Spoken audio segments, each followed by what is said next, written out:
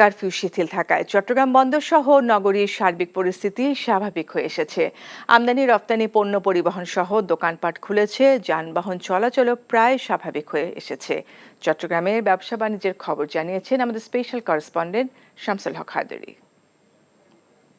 বেশ কিছুদিন অস্থিতিশীল পরিস্থিতির পর চট্টগ্রামে স্বাভাবিক জীবনযাত্রা শুরু হয়েছে। আমরা সকাল থেকে নগরীর বিভিন্ন এলাকায় ঘুরে দেখেছি যে দোকানপাট খুলেছে, যানবাহন রাস্তায় যথেষ্ট পরিমাণে চলাচল করছে এবং কাঁচা বাজারগুলো সচল হয়েছে। বাইরের থেকে যে কাঁচা পণ্যগুলো আনা হতো, যেগুলো একদিন আনা সম্ভব হয়নি, সেগুলো আসছে।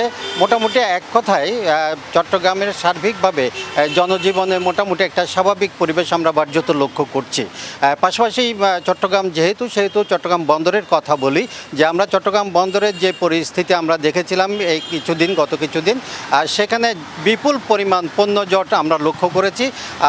বন্দরে 50,000 কন্টেইনার যেখানে ধারণ ক্ষমতা, সেখানে প্রায় 48,000-এর বেশি সেখানে জমা হয়ে গিয়েছিল। যে পরিস্থিতি যদি অচলাবস্থা দীর্ঘায়িত হতো তাহলে হয়তো বন্দরের ধারণ ক্ষমতার অতিরিক্ত হয়ে যেত, কিন্তু যেহেতু পরিস্থিতি এখন স্বাভাবিক, যানবাহন এবং পণ্য সরবরাহ শুরু হয়েছে, সেখানে চট্টগ্রাম বন্দরের পরিস্থিতিও আমরা দেখেছি যে স্বাভাবিকভাবে সেখানে কার্যক্রম চলছে এবং জাহাজে পণ্য ওঠানামা সহ পণ্য পরিবহন স্বাভাবিক পরিস্থিতি ফিরে এসেছে। এখন জন্ম সনদ দিয়ে খোলো বিকাশ স্টুডেন্ট অ্যাকাউন্ট।